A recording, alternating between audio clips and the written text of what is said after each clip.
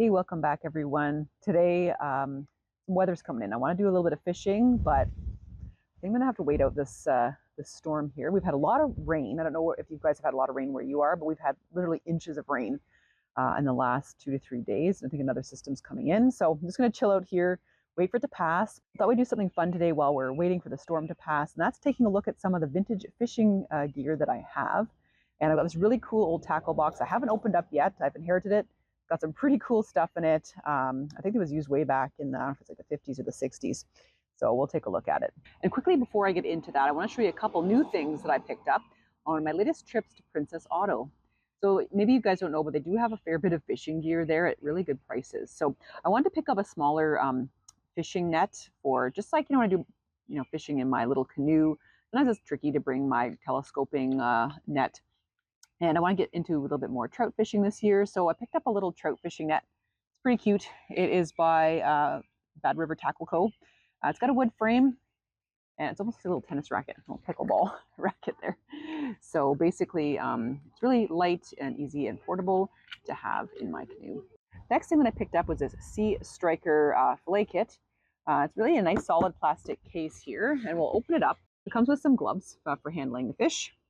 And as you can see here, it comes with a cutting board and 3 knives. It's got 2 fish fillet knives and a bait knife and some scissors. And it also comes with a knife sharpener there. So it's pretty good. Looking forward to getting these dirty. I don't know the quality of the steel per se, but it's a good little kit to have if you're going camping, going to a little bit of trout fishing or whatnot. Just to be able to fillet your fish on shore. And good for the car camping kit too, for when you're going out. Really nice sturdy sort of rubber handles. And sharp blades basically out of the box. So this little kit is good to have in your car for when you head out and do a little car camping, or if you go backcountry camping. It's pretty easy. It's very portable. You can just pop it in your bag. Right, without further ado, let's just take a look at some things here. So we'll get into my vintage fly fishing rod a little bit later. But this is the tackle box there that I inherited. It's been sitting down in the basement. Really haven't had a chance to take a look at it. So I want to give you guys the very first sneak peek at to what's in here. The person that used this was basically born in the 1920s, and they did a lot of fishing in all throughout their adult life. So first off, let's just say this tackle box is amazing. It's solid metal. Can't really find those these days. It is a little bit rusty on the bottom, but still got a fair bit of life in it yet. Whoa. All right. Okay. Lots of stuff in here today. So basically, we've got a 2-tray, tackle box here with lots of good stuff in it. Let's get into it. So, okay, cool, lots of stuff. Where do we start here? Okay, so let's start here. Oh, here we go. All these plastic lures are kind of melting in here. Yuck. This one I think is a modern lure-ish. This is a spinning lure. Got some plastic in there. Unfortunately, the unfortunate thing with these things is they do kind of melt over time inside tackle boxes. So there we go. That we could still use that actually for some bass fishing, and it is bass fishing season now. And we've got a fair bit of weights we can see here in the tackle box. Now these are probably lead, so I don't want to use those nowadays because basically loons and other waterfowl ingest these things, and it gives them lead poisoning. So we don't want to use that. So I'll have to dispose of these safely. I use just sort of steel weights for now. All right, so now we've got a few more things sort of melting out. Looks like there's some glue or something in here. Some more weights in here. And, we've got some stuff in the original boxes. Take a look at that. Okay, cool. So I think these are old Rapalas. Look at that. These look like, they're pretty old. Love this box. So it's kind of like a paper box, little plastic on top. Always awesome when you can find the original lures in their box. Makes them worth a little bit more. So as you guys see these, please let me know down in the comments what you think these are worth. Well, that feels really cool. And the paint is in excellent condition. So we can take a look here. And it's got the original paperwork inside. It's a little bit greasy. But these are made in Finland, which is really awesome. And the paperwork's still pretty intact. Wow, it has the original prices on there. Take a look. They weren't cheap back then either. I don't know when these ones were made. my gosh, I'm going to send 25 cents for new 4-color 12-page catalog. 25 cents. Must be a fair vintage. It tells you basically how to use these. Deep diver. Some of your deeper fish.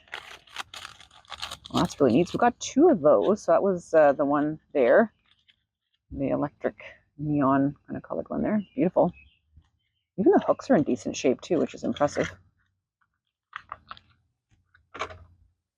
And this one right here, this is the wobbler. Oh, wow. I'm surprised this little fly is doing not too badly. Got some like dyed feathers there. Oh my gosh, this is old just muck from the lake. Isn't that cool? Looks like someone caught some weeds. This is a 1/4 ounce. Oh, that's beautiful. Bet you this would work, no problems. Not a more modern plug there. Probably use this. You could catch some bass or some pike on that. No brand name on this one. Maybe it's a Rapala as well. This one looks fairly old. It's kind of weathered. Not looking so great. But again, it's got the original paperwork. Still has a bit of a fly on the end of this. I think this is sort of like a top water lure. I'll catch some big fish on that. And the paperwork I was just looking at, it's not the right paperwork for that that lure, but it's pretty cool to have this. Basically looks over the flatfish plugs. So it tells about the different ones there, colors, and their availabilities. That's interesting. Pretty cool they kept this stuff. What on earth is this? Oh my gosh, look at this. Repellent cream for summer comfort. Oh my goodness. This is like literally falling apart. Maybe that's what that sticky stuff is throughout the tackle box. For that, spread lightly over exposed skin, face, and neck and arms. I don't even know what's in this.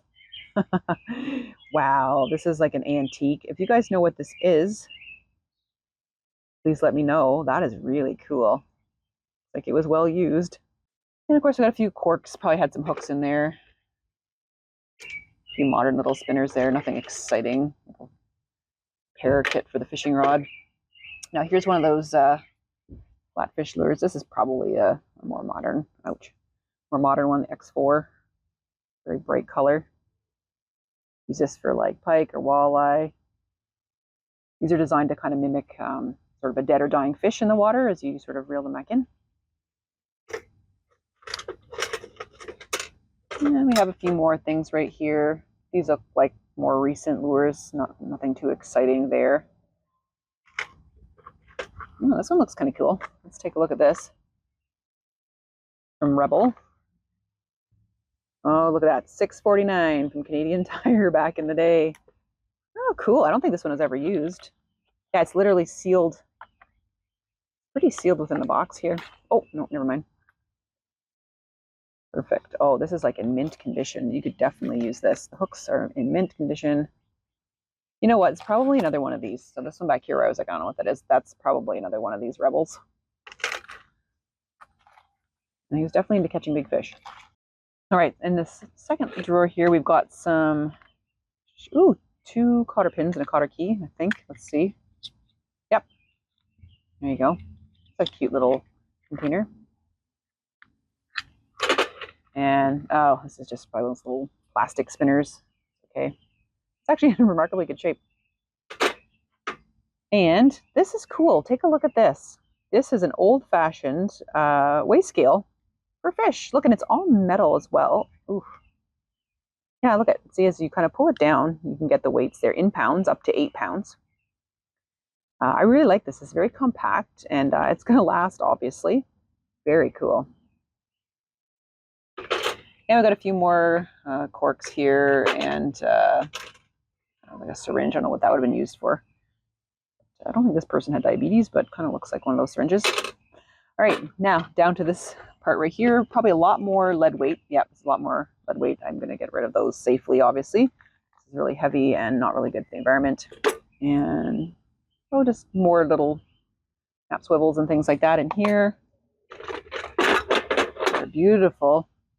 Beautiful little old Sport King bait casting reel. Oh, it's really smooth. It's going pretty well. Look at that. And let's see. What's this? Ah, whoa. How cool. It's a floating fish knife. See, it says floating fish knife. Descaler.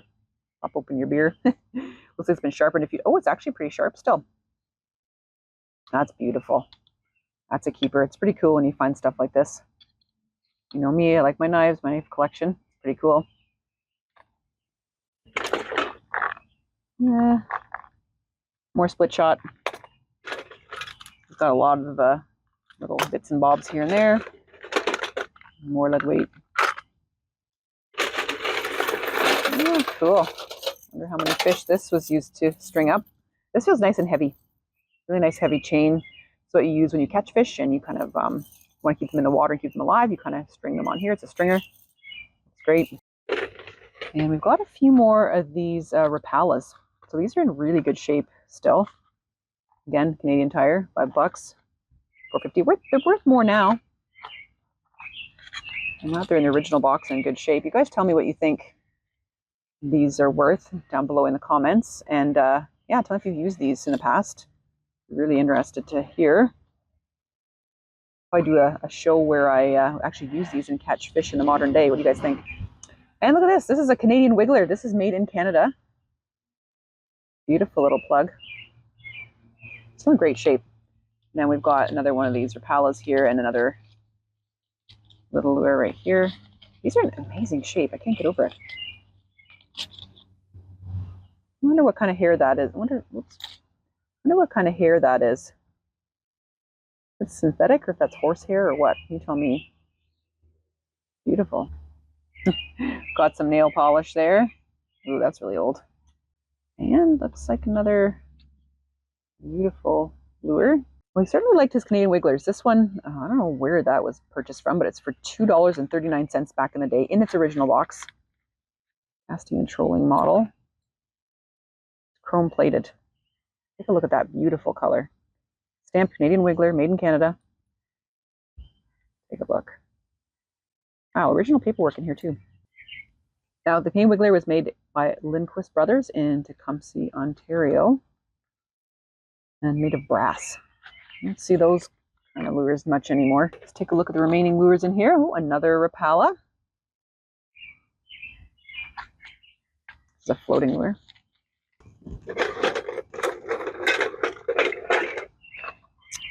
And we've got another Rebel. That one has a bit more of a true fish-like look to it. This one's a little bit more modern day. The jointed Rapala. And here's another floating model. Let's take a look over here. So this gentleman was an avid trout fisherman. And I got this box of stuff as well. Also from Lindquist in Tecumseh. Oh, cool. Look at this. There's some Meps. Ziglias. I love Meps. Ziglia the Comet. These are a decent size too. You can get some really good fish on this. Definitely going for the big stuff. We used to have a really good lake trout fishery and then some lakes around here, but it had its heyday, I think, back in the 70s, and now it's just not that great. So look at these in the original boxes. So different ones. Okay, so they're all labeled. So number 5F, BW, YR, 5G, 50B, 3B, and 5C. Oh, wow, look at that.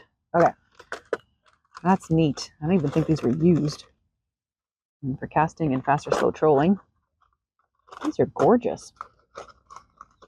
Take a look. Oh, and the feathers are in great shape. They're parrot feathers, but they're probably just regular dyed feathers. Ooh, these are solid. Look at that. Wow. I want to look at this one. This is really cool. Yeah, I don't think these were ever used. I had great dreams of using them, but look at that. Wow. I'm going to troll with this. Jeez. Bet you these are worth something. You guys let me know if you know. Some of you guys probably collect these things. And I like that one too, that orange. It's a little bit smaller. There's a beautiful gold one right there in mint condition, except some of the boxes are a little bit destroyed, but overall, I'm very impressed with the quality of these things. They just kind of probably sat in a basement for a really long period of time and didn't get used. I had great intentions of using these ones, but didn't get a chance. That was so cool going through those things. Just takes me back in time. And man, there's some really good stories, I'm sure, around some of these lures. Wish I knew them all. Let's take a look at my the fly fishing rod and reel that I have. So it's this one right here. I don't think I've shown you guys this one yet. I haven't used it. I'm afraid to because I'm afraid it's worth something. I know one time I had a yard sale and it was up in the garage and someone said, oh my gosh, how much for that? Nothing. I don't want anything for it right yet. I'm not getting rid of it.